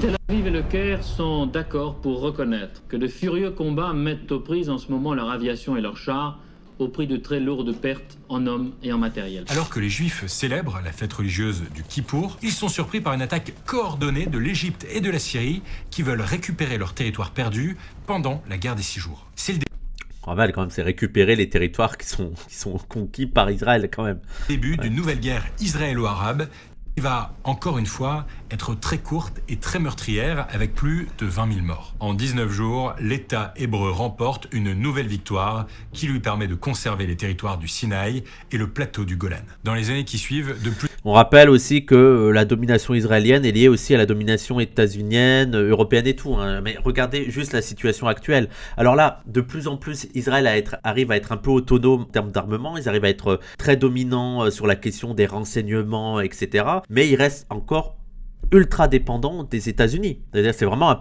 Israël est un porte-avions. D'ailleurs, c'est Biden. Non, attends, c'était qui? Ils en parlent d'un responsable qui disait ça là-dedans et qui disait clairement que c'est un porte-avions. C'est un porte-avions. C'est pas Biden. Non, je crois que c'était un responsable britannique, je crois. Non, ou alors un responsable américain, mais qui parlait clairement de porte-avions qui est impossible à inonder. Voilà, le plus grand porte-avions des USA. Voilà. Donc, faut aller vraiment sur l'armement et on le voit encore aujourd'hui, quoi. C'est grâce à ça que l'Israël survit. Porte-avions terrestre, oui, c'est ça. Mais je sais plus quel est le responsable qui disait ça. Biden aussi, parce que ils reviennent aussi sur l'idée que les États-Unis sont dépendants d'Israël. C'est grâce au lobby israélien que les États-Unis agissent. Non, là, il rappelle aussi que non, c'est dans les intérêts américains. Il rappelle aussi des citations, notamment de Biden, Biden, parce que là, on nous parle de Trump. Mais bon, Biden, les démocrates et tout, Israël. Mais Biden disait que Israël était peut-être le meilleur investissement des États-Unis. Et l'argent, il rappelle ça, parce que ça c'est aussi une analyse extrêmement matérialiste, marxiste et tout. Il rappelle l'argent investi par les États-Unis en Israël. De plus en plus de colonies israéliennes sont construites en territoire palestinien. Pour vous donner une idée très concrète, en 1977... C'est le général Alexander Haig, merci, selon le secrétaire d'État des US. 770 colons viennent s'installer chaque 67 et 1977. 770 colons viennent s'installer chaque année en moyenne dans les territoires occupés. Dans la décennie suivante, ils sont 7 fois plus. Alors, inévitablement... Parce que je rappelle aussi que c'est pour les gens, c'est grave de dire qu'Israël est un État colonial. Or, Israël est officiellement... Je veux dire, c'est pas une vue de l'esprit, c'est officiellement un État colonial. Israël est un État colonial. Ah non, c'est un État décolonial. Non, vous pouvez pas dire ça. Israël, quand même. Les Juifs sont chez eux. Non, c'est un État colonial. En 1987, l'histoire se répète. À l'étranger, en Israël, à nouveau de violents affrontements dans les territoires occupés. 49 Palestiniens. À l'époque, on disait territoire occupé à l'antenne. Parce qu'on est d'accord qu'on peut plus entendre... Est-ce qu'on entend territoire occupé à la télé? Presque on pourrait entendre Judée-Samarie, Mais est-ce qu'on disait territoire occupé? Quand ça avait dit décolonial sur Backseat, ah non mais ça c'était le summum. Tué ou blessé aujourd'hui par l'armée israélienne selon un porte-parole de l'OLP. Cette année-là commence ce qu'on va appeler la première intifada. Intifada en arabe ça veut dire soulèvement, et cette intifada elle va démarrer à Gaza avant... Il est fala ou quoi? Oh, il est fala! ...de s'étendre ensuite à toute la Cisjordanie.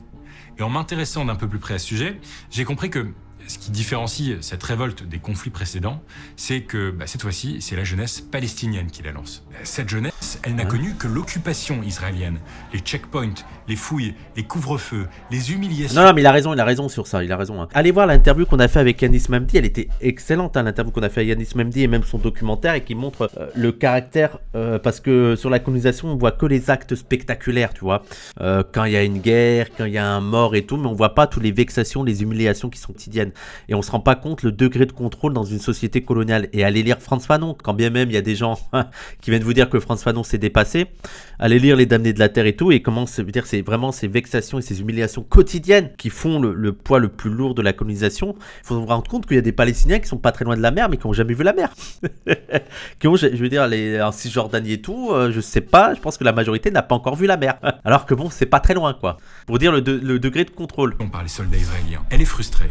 Et à la fin des années 80, elle est à bout. L'intifada va faire beaucoup de bruit à l'international et les images de ces jeunes Palestiniens qui lancent des pierres sur les chars israéliens vont faire le tour du monde. Mais au-delà de l'intifada, 1987, c'est aussi l'année de la création d'un mouvement islamiste et nationaliste palestinien dont vous avez sûrement déjà entendu parler. Au départ, le Hamas, c'est une branche des Frères musulmans, une organisation islamiste créée en Égypte dans les années 20. Le Hamas, c'est des radicaux, ils veulent la lutte armée contre Israël et l'établissement d'un État palestinien islamique. Ça, c'est radical. Mais sachant que c'était la position aussi d'autres organisations palestiniennes avant. Hein. Je veux dire, le Fatah, c'était quoi? L'OLP, c'était quoi? Je veux dire, il y a pas le Fatah, mais l'OLP, c'était quoi? Le FPLP, c'était quoi? C'était aussi l'indépendance de la Palestine et l'indépendance avec la lutte armée notamment. Mais ça, c'est toutes les luttes coloniales. Le FLN, c'était ça. Hein. Il a dit radical parce que armée, oui, je pense. Elle est dit bizarrement parce qu'on dirait que le Hamas veut la lutte armée. Genre, c'est sa volonté, c'est d'avoir la lutte armée. Non, c'est pas le Hamas ou c'est pas les organisations anticoloniales ou d'indépendance qui veulent la lutte armée. C'est juste que des organisations pensent que pour accéder à l'indépendance et face à la résistance qu'il va y avoir, face à l'opposition qu'il va y avoir, face à un État colonial, il faudra sûrement passer par la lutte armée. Mais ils veulent la lutte armée, on dirait que c'est leur désir. Non, on veut ça. Non, on veut pas le dialogue, on veut la lutte armée. Bon, en fait, on rappelle, c'est Mandela, non, que c'est l'oppresseur qui fixe le niveau de violence. C'est l'oppresseur, c'est le dominant qui fixe le niveau de violence. Mais non, mais eux, ils veulent ça. 1988, ils établissent une charte qui contient des passages. Ils zappent le côté religieux. Bah, il le zappe pas, il vient de dire que c'est il l'a dit justement que c'était un mouvement islamiste. Passages clairement antisémites et parle d'une destruction de l'invasion sioniste. Pour le... Et oui, les premières chartes du Hamas est clairement antisémite et ils sont revenus, je crois qu'ils ont changé la charte dans les années 2010 ou 2020, non? Ils avaient fait une nouvelle charte où ils reviennent sur ces propos et ils essayent de clarifier l'idée avec 2011. Ah oui, c'est encore plus tôt que ce que je... Hamas, le djihad, la guerre sainte contre Israël est un devoir religieux. Et si avec notre regard occidental, on va voir le Hamas comme un mouvement violent et terroriste... Ouais, obligation religieuse parce que là, bon, ça fait très peur. Je suis d'accord que le truc... Mais je veux dire, il y a pareil de l'autre côté. Hein. L'autre côté, il y a l'idée aussi que Israël est un devoir religieux de défendre Israël. Que les Juifs, en tant que Juifs, se doivent de défendre Israël. Ça me fascine aussi en mode... Oh, le Hamas, c'est des islamistes. Ils sont vraiment dans une vision religieuse. Israël et aussi, beaucoup d'Israéliens, et notamment dans l'extrême droite, mais pas seulement, ont une vision religieuse d'Israël. Et le grand Israël. Et que les Juifs doivent défendre Israël en tant que Juifs. Et c'est pas pour rien que tu as fait une partie aussi sur l'archéologie, venir à l'an 4000 et venir... Ah non, mais il y avait des Juifs sur ce terrain-là. C'est parce qu'il y a un discours sioniste en mode... Mais c'est notre devoir religieux d'être là. En Palestine, à la fin des années 80, il a une image bien différente. Le Hamas ouvre des écoles, des cliniques, des mosquées et devient en fait assez populaire auprès d'une partie de la population palestinienne. Et il devient populaire non pas en raison de son caractère islamiste, hein, parce que voilà, il y avait d'autres organisations avant, mais en fait, c'est pas le côté islamiste qui rend le Hamas populaire, contrairement à ce qu'on pourrait croire, c'est le côté plus radical dans le sens où on veut revenir à la libération de la Palestine totale, quand de l'autre côté, tu as des organisations organisations, et notamment l'autorité palestinienne qui monte en puissance, ou l'institutionnalisation du Fatah et tout, qui perd en radicalité et qui est en mode négociation avec Israël. Mais c'est logique, c'est le cours normal des choses. Tu as des organisations qui deviennent de plus en plus institutionnelles, qui donnent l'impression à la population de trahir les idéaux, l'idée d'indépendance, surtout que la colonisation continue, la violence continue, et donc il y a une montée en puissance d'autres organisations qui prônent une radicalité et qui prônent le non, mais nous on va être pour l'indépendance totale. Et surtout que en fait le courant islamiste gagne en puissance parce que d'autres plus laïcs ont perdu en puissance, c'est tout. Mais c'est pas ils sont devenus musulmans, c'est grâce à ça, c'est islamique, c'est grâce à ça qu'ils ont gagné en puissance. C'est pas comme ça que ça marche, hein. Et oui, le Hamas a été au départ financé, mais moi je suis pas favorable à l'explication de le Hamas n'est qu'une création israélienne. Et effectivement, Israël a vu d'un bon œil l'idée de financer d'autres organisations dont le Hamas participait à des contradictions internes, créer la fitna entre les organisations palestiniennes pour créer de la concurrence. Mais ça, les gens, c'est la logique coloniale. La logique coloniale, elle a toujours été dans l'idée de diviser pour mieux régner. Mais on a plein d'exemples de l'histoire, d'organisations qui ont été d'abord financées par des Européens avant d'être attaquées par ces mêmes organisations. Regardez Al-Qaïda, regardez les talibans, regardez Saddam Hussein. En fait, de faire croire que le Hamas n'est qu'une création d'Israël, c'est faux. Par contre, Israël a effectivement financé pour qu'il monte en puissance. Mais tu peux pas expliquer tout ça par le financement d'Israël. Contrairement au Hamas, l'OLP, l'Organisation de libération de la Palestine, redéfinit sa stratégie et choisit finalement la voie diplomatique. En 1988, Yasser Arafat, vous savez c'est le leader de l'OLP, franchit un pas historique pour faire avancer la situation.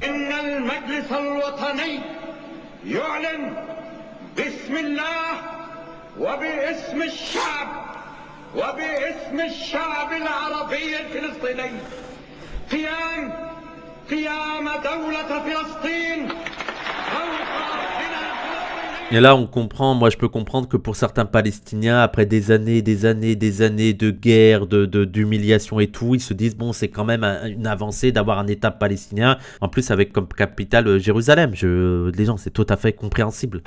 Ce moment, il est historique, car l'OLP reconnaît implicitement Israël, ce qui n'était pas le cas jusqu'à présent. Du coup... Bon, par contre, je veux dire, c'est aussi dû au rapport de force, quoi.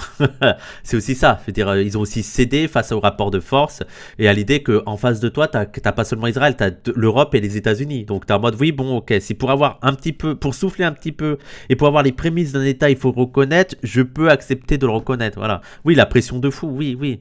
Un dialogue diplomatique officiel s'ouvre entre la Palestine et les États-Unis. Il manque plus qu'Israël autour de la table. Au départ, l'État hébreu refuse d'y participer, mais l'arrivée au pouvoir en 1992 d'un homme politique de gauche...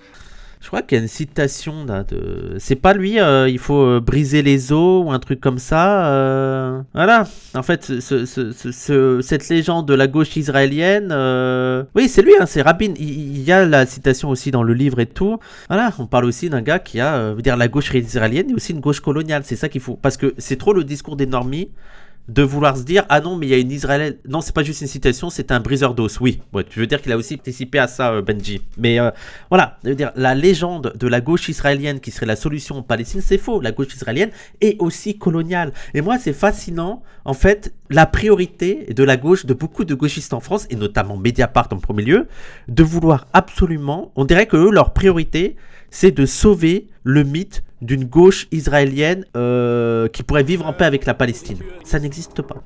Mais cette gauche israélienne qui vivrait en paix avec la Palestine, ça n'existe pas. Ou alors, qui vivrait en paix avec les Palestiniens qui ferment leur gueule sous domination. C'est ça. C'est une pacification. C'est pas une paix, c'est une pacification. Mais il faut arrêter ce truc. Ah, mais grâce à la gauche israélienne, on a eu une négociation. Oui, bon, la gauche israélienne accepte de... En fait, la différence entre la gauche israélienne et la droite et l'extrême droite israélienne, c'est que la gauche accepte davantage de passer par des négociations diplomatiques et économique pour exercer sa domination, hein, alors que la droite israélienne va plus directement dans la violence. Mais la gauche israélienne peut aussi utiliser la violence, c'est ça. Rabin avait dit à propos des manifestants pacifistes dans un village en Cisjordanie, cassez-leur les os. Oui, voilà. Encore une fois, allez lire ça notamment, mais oui. Et il faut aussi voir que Israël est aussi dépendant de l'image mondiale en fait, et des évolutions en Europe et aux États-Unis. Ils ont aussi peut-être compris que là, la pression des États-Unis, c'était en mode stop à la guerre, maintenant on va aller dans le truc diplomatique et on va essayer d'exercer une autre forme de domination, et que Israël a dû se plier à ça aussi, hein. un certain Yitzhak Le gauchiste Shimon Peres qui a massacré des Palestiniens qui vient d'avoir une plaque sur une place grâce à Ariel Weil. Rabin change la donne. Contrairement à son prédécesseur, lui, il est favorable à un accord de paix avec la Palestine. Accord de paix, mais toujours colonisation, hein. Voilà, faut. Accord de paix. Là, c'est là où ça commence à devenir n'importe quoi pour Kaspargé, mais qui est assez symptomatique d'une gauche molle. La gauche molle n'arrive pas à dépasser ça. La gauche molle n'arrive pas à faire une croix sur ce accord de Prout. Sur cette gauche israélienne qui n'existe pas. Ça n'existe pas. Enfin si, mais elle est coloniale, quoi. La gauche israélienne est coloniale. On accepte que les Palestiniens se soumettent, oui, voilà. 8 mois, et en 1993, à Washington, on assiste à ça. La plus grosse douille, les gens. Là, vous avez la plus grosse douille du monde. Parce que en plus ça, ces accords-là, ça a été une douille immense. C'est que ça a aussi servi à criminaliser les soutiens radicaux de la Palestine.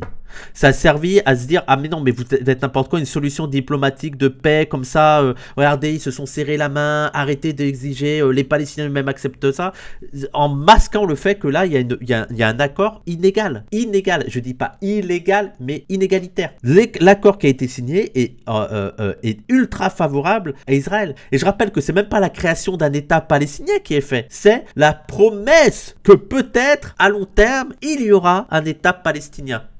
Dans cet accord, l'OLP reconnaît Israël, mais à aucun moment Israël reconnaît la Palestine. Exactement. Il y a la promesse que, allez, plus tard, Inch'Allah, si Dieu veut, il y aura un État palestinien. On reconnaît juste l'autorité palestinienne, mais pas l'État palestinien. Pour vous dire à quel point cet accord n'est pas c'est un accord inégalitaire.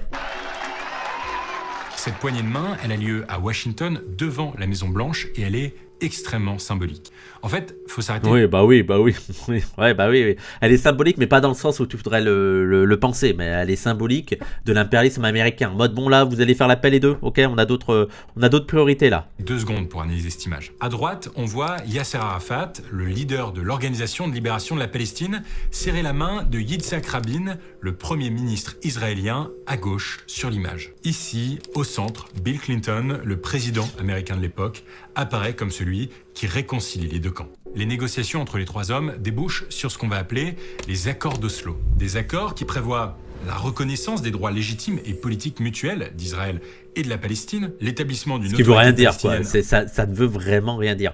On reconnaît leurs droits légitimes et politiques mutuels. Oui, mais concrètement. Parce qu'avec ces termes-là, tu peux dire, non, mais ça, c'est pas un droit légitime. Je ne reconnais pas ça comme un droit légitime. Je vais vous dire quels sont les droits légitimes et politiques, les droits légitimes et politiques des Palestines. Mais ça, on est dans l'abstraction. C'est pas clair. Qu'est-ce que tu entends par ça? Intérimaire. Et d'autres, voilà, d'instaurer, j'enlève ma caméra 2 secondes, vous voyez bien, regardez ça, d'instaurer une autorité palestinienne d'autres gouvernements par intérim. C'est toujours pas un État palestinien. Une autorité palestinienne d'autogouvernement par intérim. Voilà. Autonome, avec la mise en place d'un parlement et le retrait de la bande de Gaza et de la région de Jéricho en Cisjordanie des troupes israéliennes. Très concrètement, certaines zones de territoire occupées par Israël. C'est la création de 3 zones normales. Oui, et c'est là où on crée 3 zones. C'est dingue. La Cisjordanie divisée en 3 zones. Alors, c'est quand même un concept fou quand on y pense, la Cisjordanie. 3 zones. C'est la Palestine. Hein. Officiellement, la Palestine. Divisée en 3 zones, dont une des zones est contrôlée par Israël.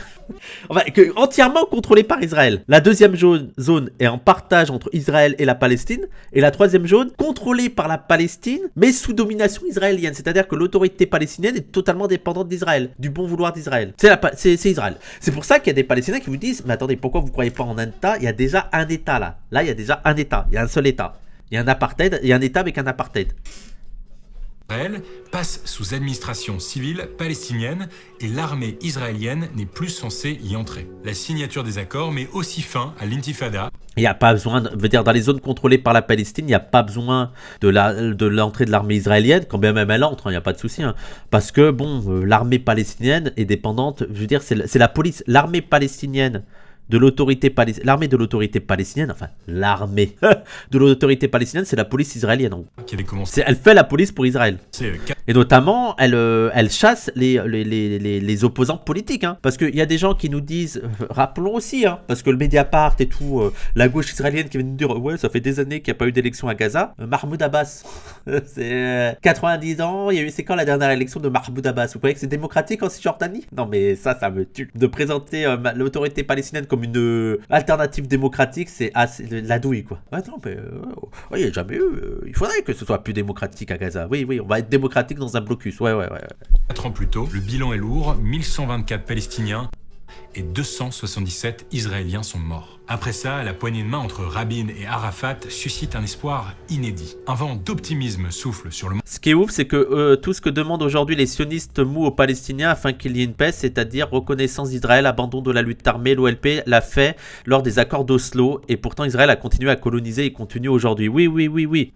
Mais d'ailleurs, vous savez que Israël, ce que demandait, et notamment ça a été repris par la France et tout comme accord de paix, c'était le désarmement de la Palestine. Pour qu'il y ait un État palestinien, il faut que la Palestine soit désarmée. Mais ce n'est pas un État. L'État-nation moderne se définit notamment par avoir une armée qui puisse défendre cet État. Donc c'est ahurissant. C'est de la non-reconnaissance d'un État palestinien, si tu veux pas qu'il y ait une armée palestinienne. La Palestine et Israël pourraient enfin s'entendre et cohabiter. Bon, là il passe outre, mais ça, là on est dans les limites, les gens. C'est comme toujours, c'est là où ça bug. Les accords d'Oslo présentés comme un vrai accord de paix. C'est là où non. Les Palestiniens se sont fait douiller. Mais c'était sans compter sur cet assassinat qui va tout faire dérailler. Ah bah oui, oh c'est pratique, c'est sur son assassinat, hein, oui. C'est à cause de ça qu'Israël n'a pas pu tenir la promesse, oh là là, c'est pas de chance. L'accord était pourri dès le départ.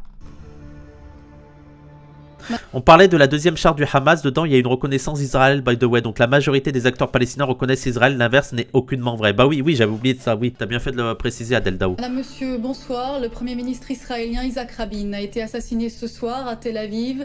Isaac Rabin s'apprêtait à quitter une importante manifestation de soutien au processus de paix lorsqu'il a été atteint de 3 balles tirées par une arme automatique. L'auteur des coups de feu a été aussitôt arrêté. Il s'agit d'un jeune Israélien de 23 ans qui appartiendrait à un groupe d'extrême droite. Le 4 novembre 1995, la mort du Premier ministre fait voler en éclats le fragile processus de paix entre Israël et la Palestine. Alors c'est un ultra-sioniste qui a assassiné Rabin et c'est ça qui fait sauter le processus de paix. Ok. Le processus de paix qui était déjà extrêmement fragile parce qu'il était inégalitaire, que les Palestiniens se font douiller. Hein. Mais oui, ok, d'accord. L'État hébreu va prendre un sacré virage à droite. En 1980. Oh, bah oui, l'éducation préférée de la gauche. Ah oui, c'est l'extrême droite, le problème en Israël. Bah oui, il n'y avait pas de colonisation avant. Il n'y avait pas une Cisjordanie divisée en 3. Il n'y avait pas une non-promesse de l'État palestinien. Il n'y avait toujours pas de reconnaissance de l'État palestinien. Comme c'est pratique l'extrême droite israélienne, comme c'est pratique. Ah oui. En 16, un certain Benjamin Netanyahou. C'est vraiment leur porte de sortie préférée. Hein. C'est vraiment Mediapart Corps. Ah, c'est l'extrême droite israélienne. C'est dommage qu'il y ait cette extrême droite israélienne. Mais on se demande, mais d'ailleurs, comment ça se fait que l'extrême droite israélienne est au pouvoir? Allez, partons même du principe que c'est l'extrême droite israélienne le problème. Comment ça se fait qu'elle est au pouvoir? C'est en fait, je trouve que parfois ils sont en train d'établir une dichotomie qui me paraît absurde entre l'extrême droite israélienne et la population israélienne. Mais si l'extrême droite israélienne est au pouvoir, c'est donc que la population est plutôt d'extrême droite. Et c'est le cas en France. Hein. Il y a plus l'extrême droite en France est au pouvoir parce que la France devient de plus en plus d'extrême droite. Mais on dirait que l'extrême droite arrive au pouvoir en Israël par hasard, sans soutien. On sait pas. Et même les guerres qui sont menées sans contestation populaire, on sait pas pourquoi. C'est juste l'extrême droite israélienne. Elle a bon dos. Ah, c'est pas mal. C'est le méchant. Membre du parti de droite, le Likoud, arrive au pouvoir. L'administration Clinton tente de sauver le processus de paix. Oh là là, l'administration états-unienne qui essaye de sauver la paix. Mais oui, allons-y. Ah, les États-Unis. Ah, Clinton, ce soldat de la paix, ouais. Mais sans succès. En septembre 2000... À la limite de la gauche blanche. C'est vraiment ça, c'est symptomatique. Toujours. La région s'embrase à nouveau. En fait, tout va commencer avec un homme, Ariel Sharon, un nationaliste israélien de... Et ça aussi, ça m'énerve, tout va commencer avec un homme. Non, ça c'est vraiment une analyse individuelle. C'est juste, le problème c'est qu'il y a Trump au pouvoir. Non, mais Trump est arrivé au pouvoir, pourquoi? Ariel Sharon a pu faire ça, pourquoi? Quelles sont les conditions matérielles qui ont permis à ces hommes-là d'arriver au pouvoir, d'exister et d'exercer leur pouvoir? Il faut arrêter de se focaliser sur les individus. Trump est le symptôme de quelque chose, c'est pas la cause, il est le symptôme d'une tendance lourde aux États-Unis. Tout vire à cause de cet homme-là. Non. Comment ça se fait qu'il est là, cet homme-là? Comment ça se fait qu'il a les moyens d'exercer son influence? Partisan d'une ligne dure vis-à-vis des Palestiniens. Oui, sans Sharon, tout le monde se ferait des bisous, bah oui. Se rend sur l'esplanade des mosquées à Jérusalem, qui abrite la mosquée Al-Aqsa et le dôme du Rocher. Pour les Palestiniens, c'est l'étincelle. De fait, Pour rappel, aucun parti israélien, mis à part l'extrême gauche arabe, est pour la création d'un État palestinien. Ça veut tout dire de la pensée dans la société israélienne. les accrochages ont eu lieu ici, à Jérusalem-Est. Fin septembre 2000, c'est le début de la seconde intifada, qui va durer environ 5 ans et faire 3000 morts côté palestinien, 1000 morts côté israélien. En mars 2002, un attentat suicide perpétré par le Hamas fait 30 morts, dont le kamikaze à Netanya, à 30 km au nord de Tel Aviv. L'armée israélienne lance alors une opération pour reprendre le contrôle total de la Cisjordanie et de certaines zones de Gaza. Et le gouvernement d'Ariel Sharon, qui a été élu Premier ministre d'Israël entre-temps, décide de construire ça. Un mur de séparation. Ouais, c'est un peu... les Palestiniens, ils ont fait aussi des mauvaises actions, donc c'est pour ça que les Israéliens, ça les a radicalisés. Voilà. Les balles en caoutchouc, oui, les balles en caoutchouc, oui. Entre la Cisjordanie occupée et Israël, qu'il présente comme une barrière de sécurité. Dans les faits, le mur empiète largement sur la Cisjordanie et permet à Israël de récupérer des morceaux de territoire de son côté du mur. En 2004, l'organisation Human Rights Watch constate que la barrière, donc le mur, confine plus de 100 000 hommes, femmes et enfants dans des enclaves. Mais parce que, encore une fois, c'est pas il est pas fondamentalement sioniste, tu vois, Gaspard. C'est pas un truc anti-palestinien, au contraire, c'est plutôt, tu finis la vidéo, tu dis, quand même, les Israéliens, c'est pas cool, les Palestiniens, les pauvres Palestiniens. Mais t'as quand même la conclusion que, l'extrême gauche, l'extrême droite, quand même. Les extrêmes, c'est pas cool, les extrêmes. Alors que sans ces extrêmes, ils auraient pu s'entendre, les Israéliens et les Palestiniens. Ils vont pas à la source du problème. Juste, les pauvres Palestiniens, ils ont pas de chance, hein. Entre l'extrême droite israélienne et l'extrême droite en Palestine, ils sont vraiment mal entourés. Plus tard, Ariel Sharon fait une concession et ordonne le retrait total de la bande de Gaza. 8000 colons israéliens. Bon, attendez, ça aussi, ce livre revient sur ça. Parce que là, ils nous disent, le retrait de la bande de Gaza, c'est une concession. Le livre tord cette idée. C'est pas vraiment une concession, le retrait de Gaza. Le retrait de Gaza, ça permet déjà d'exercer un blocus, d'exercer un blocus énorme et surtout, de pouvoir attaquer librement. T'as plus d'Israéliens sur le territoire. Allez, ça bombarde. Allez, on tapisse le territoire. Je redonne la ref, les gens. La Palestine, cœur du capitalisme mondial, aux éditions Amsterdam. Voilà.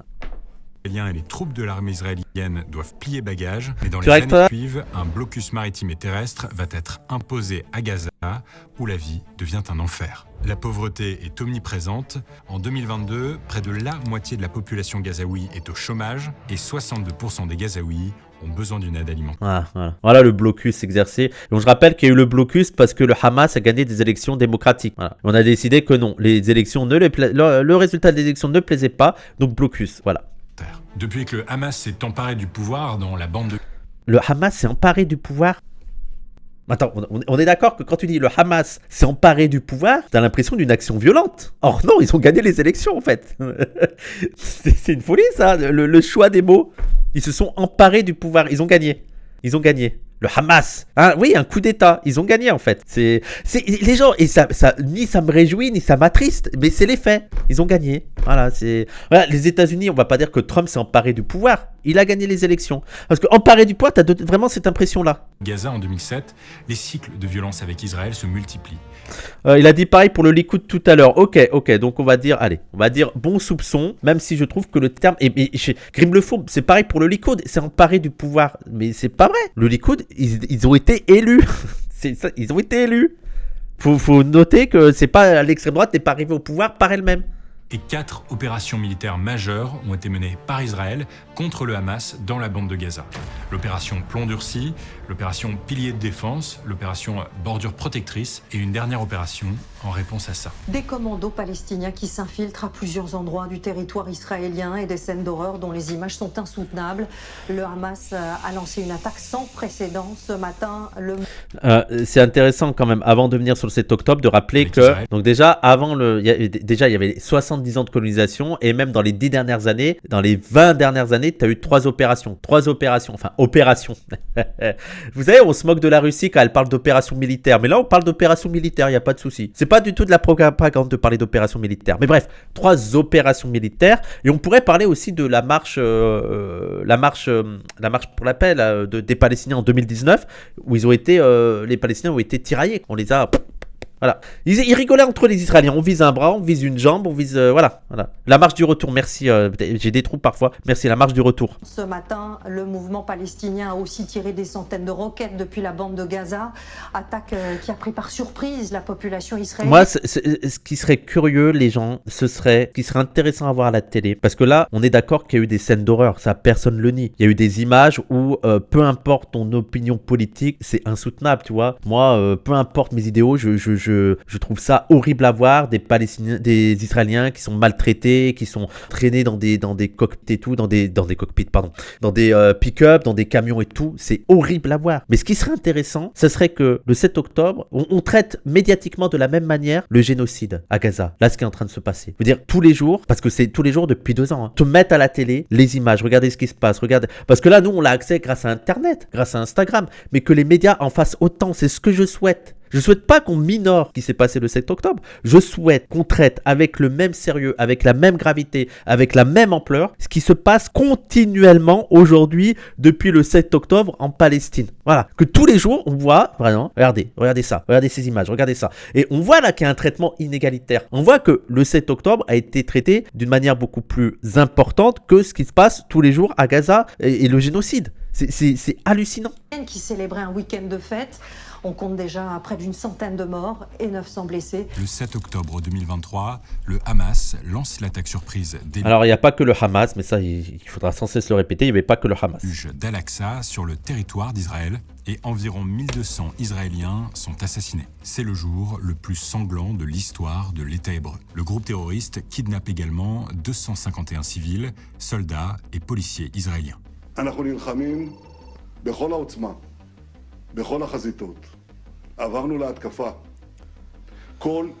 C'est quand même fou, je veux dire, on se rend compte quand même, c'est le jour le plus sanguinaire, c'est l'attaque la plus sanguinaire depuis des années en Israël, ce qui est terrible, hein.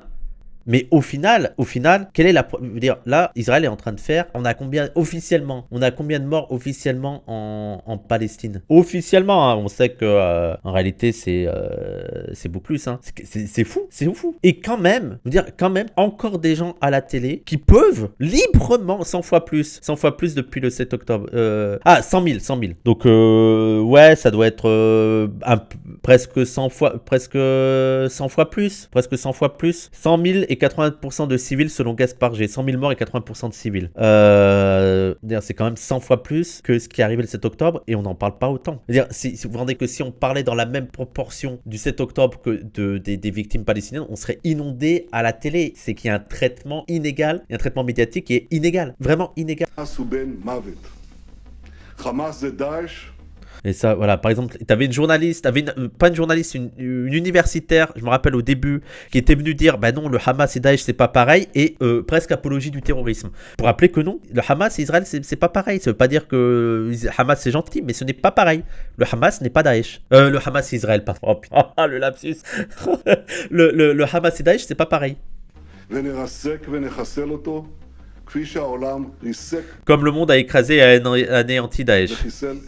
Le Premier ministre israélien Benjamin Netanyahou emploie des mots très forts. Et à l'heure où je tourne cette vidéo, les experts estiment que plus de 100 000 Palestiniens ont été tués, dont 80% de civils et 1,9 million de Gazaouis déplacés. Tu parlais de Stéphanie Latabdallah. Oui, c'est ça, Erwetz. À l'intérieur de la bande de Gaza. Plus d'1 demi-million de Palestiniens souffrent de famine et la bande de Gaza n'est plus qu'un champ de ruines. Mais on peut toujours dire qu'Israël a le droit de se défendre, ok? L'apologie du terrorisme, c'est d'avoir une parole qui essaye de resituer le 7 octobre dans tout son contexte historique et tout, ok? C'est ça l'apologie du terrorisme. Par contre, dire qu'Israël est en train de se défendre là et a le droit de se défendre, c'est pas du tout de l'apologie du terrorisme. Même pire, il y a encore des gens qui nient le nombre de victimes, hein. Je rappelle, Brest, qui disait qu'il ne faut pas croire les chiffres du Hamas, etc., etc.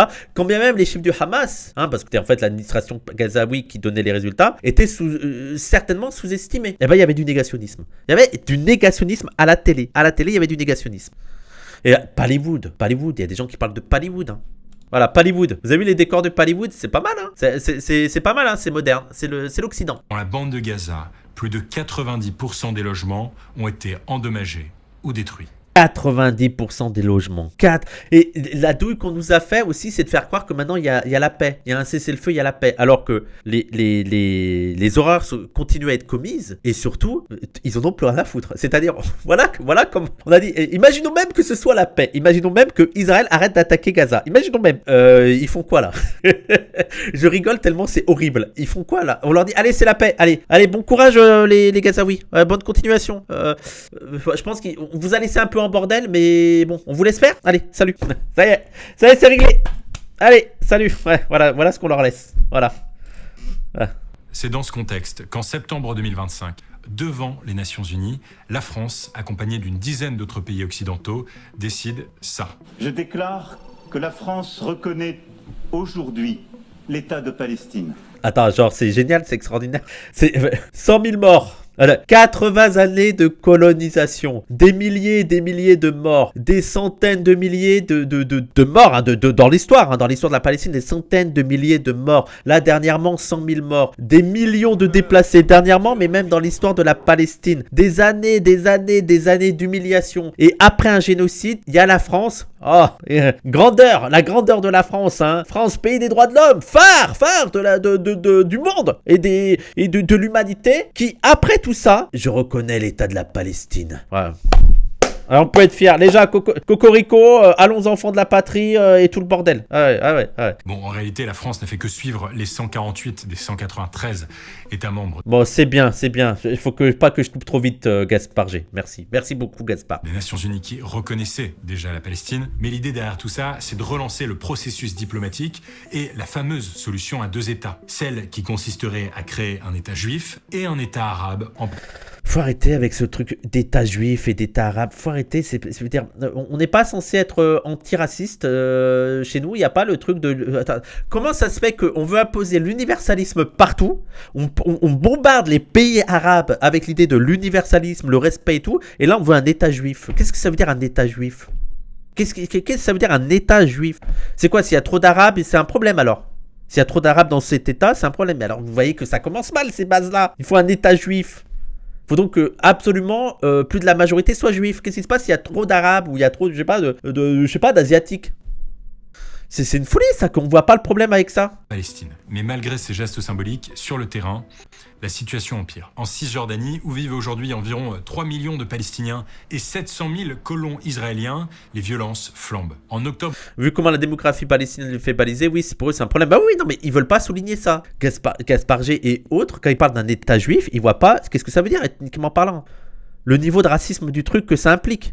Il faut que ce soit un État juif. Qu'est-ce que ça veut dire ça? Pour 2025, le Bureau des droits humains de l'ONU recense 260 attaques de colons israéliens contre des Palestiniens dans cette région, soit le nombre le plus important jamais enregistré depuis 2006. Du côté d'Israël, la politique se radicalise toujours plus. Le gouvernement de Benyamin Netanyahou est aujourd'hui composé en partie d'extrémistes de droite. Bon voilà, toujours le récit de dire que... Mais de pas voir que c'est la trajectoire logique d'un État colonial de peuplement. Je veux dire.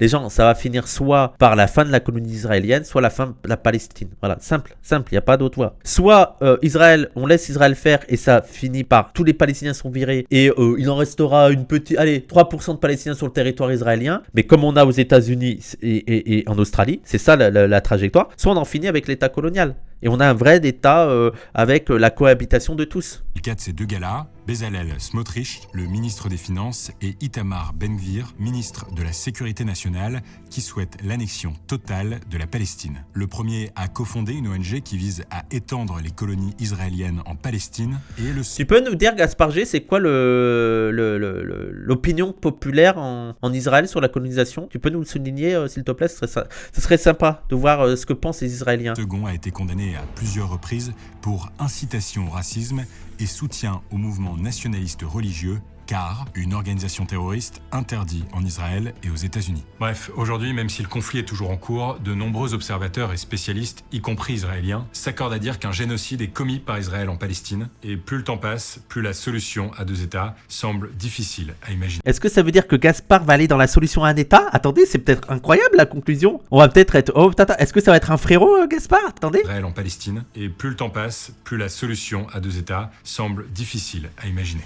Et donc L'histoire de la Palestine, c'est l'histoire d'une terre disputée, morcelée, divisée. C'est l'histoire d'une double promesse qui a déclenché l'un des conflits les plus violents du siècle. L'histoire de populations déplacées, persécutées, tuées. Mais l'histoire de la Palestine, c'est aussi l'histoire d'un espoir. Un espoir de paix, de cohabitation.